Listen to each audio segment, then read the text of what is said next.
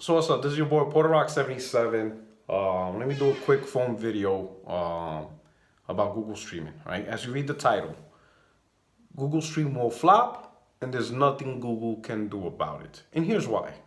Okay, so Google had their GDC presentation unveiling their streaming platform Stadia.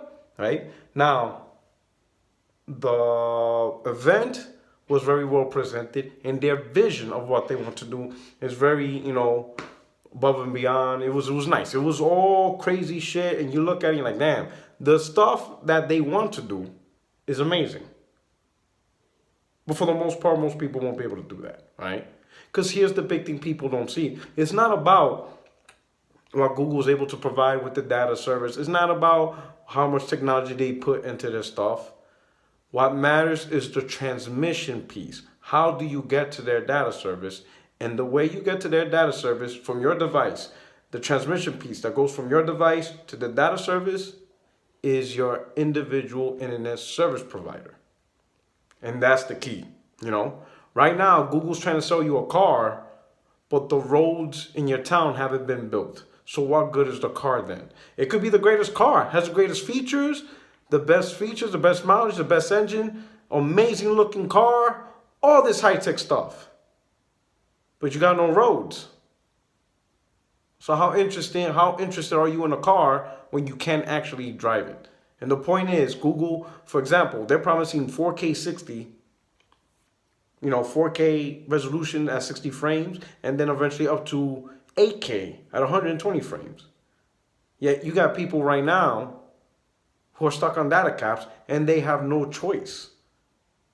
Many of these ISPs providers, especially in America, right, they monopolize certain regions.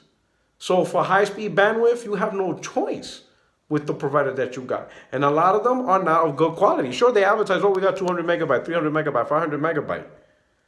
But you got people that have internet connections, internet problems all the time. You got people with these high bandwidth services, and they don't even stream Netflix in 4K or really any streaming services in 4K for the simple fact, that their service provider isn't up to par. And that's all they get stuck with. There's some people who have to use satellite internet service providers because they don't have fiber ran through their neighborhoods. So satellite's the only connectivity. You're going to game stream through satellite? And many service providers, even for cable companies, some of them have bandwidth limits. Some of them, you have bandwidth caps of 200 gig, 300 gig, 500 gig. And once you go over those gigs, one or two things, depending on the plan. Either A, they charge you a hell of a lot for everything you go over, or B, they fucking throttle your speed drastically. And that's just home internet service provider. Let's not get into phones. Many of them have throttle caps that if you go over, your monthly allowance, they'll throttle you down to kilobit speed. It's insane, So it's not so much what Google or really anybody else wants to do. It's the service providers, Time Warner, Comcast, Verizon. They're the ones that are in charge of the transmission piece from your device to what Google wants, from your device to what Sony wants, from your device to what Microsoft wants, from your device to whoever. The transmission piece is what makes it difficult. And because of that, majority of people are not going to have the services to take advantage of this.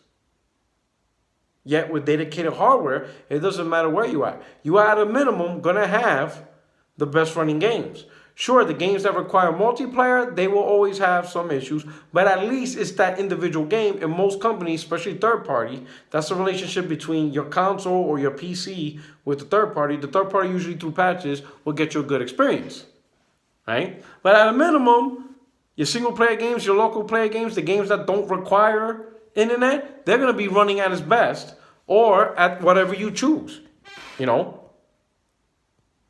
You're always going to have a great experience.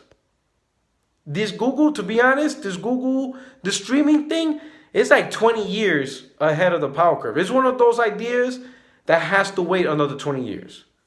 And this is why I try to tell people, comparing this to, movies and music. Movies and music is not the same as gaming. It's a one way, it's a passive entertainment. It's one way. The information is fed to you. You don't feed nothing back. So movies and music aren't criticized for latency and, gameplay and all that stuff, lag and all that stuff. It's a one-way form of entertainment. Movies buffer, music buffer, stuff like that. You don't need super high bandwidth, whatever, for music or anything like that, So for the most part, by the time music streaming and movie streaming became a thing, the bandwidth, the network infrastructure was already there for most people to take advantage of it. Very few people have what it takes. And I know some people talking about, well, 5G is coming. Majority of people ain't going to have 5G. It's going to take a while for that adoption rate. And when these internet service providers or phone providers unveil 5G, they're going to charge a lot more money, right? They're not going to give you unlimited plans behind this. It's going to be limited because they want to milk the shit out of you. Understand this. Spectrum Cable, Cox Cable, all those service providers, they don't give a shit what Google has planned for the gaming. It's not their problem.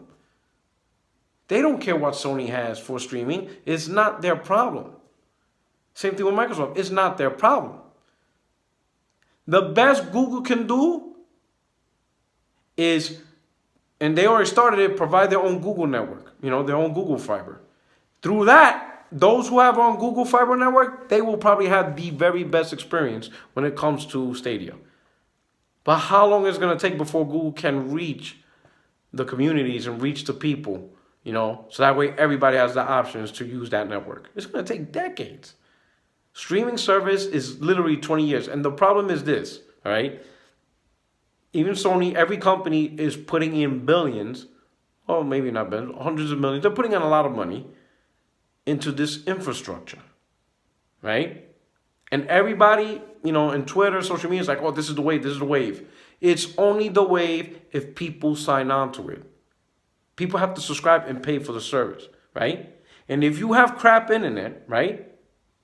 Or if you have an internet service provider that can't take advantage of what Google's trying to offer, are you still going to pay for the service? No, you're going to be like, I'm not paying for this because I don't have what it takes to enjoy this service. So I'm going to stick with hardware.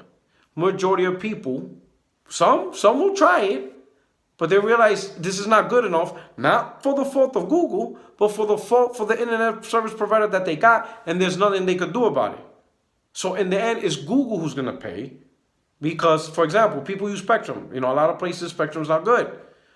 So you got users on Spectrum. They'll try Google, crappy experience, at no fault of Google, but it's the internet service provider of Spectrum that's just not good enough to take advantage of the service. So they're going to cut Google off. So Google gets asked out. Now Spectrum, they're not going to get asked out because Spectrum still provides other things for the household.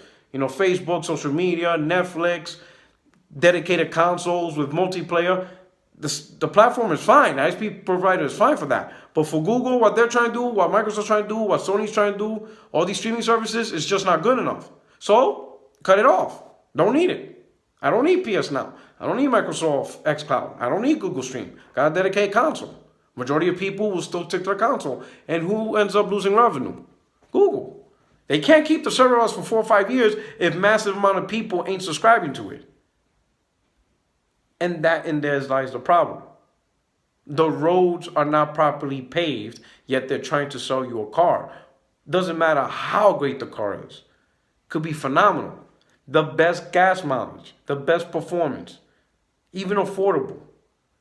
The roads are not properly paved. So what do you want the consumer to do? What, the consumer is just still going to pay for Google, Microsoft, PSN services simply because they have to, because it's the evolution of gaming? That's not how it works. The Lord don't work that way. It has to be convenient to the consumer and has to be a reasonable performance and accepted tolerance. If a gamer's been playing on their console their whole life, then they try this Google, at a minimum, it has to be equal to what they've been getting. It cannot be a little bit less. It has to be equal. And that's all going to be dependent on their service provider. It's not going to be Google's. It may not be Google's. For Google can have the best everything. But as the saying goes, you're only as strong as your weakest link. This is your boy Porter Rock 77, your only friend in these YouTube streets. Hit me up in the comment section. Let me know what you think. If you're new to the channel, subscribe. Hit me up on Twitter. But definitely please hit me up in the comment section. And also, please don't forget to hit the like button. And, post this throughout your favorite forms of social media platforms. All right? Later.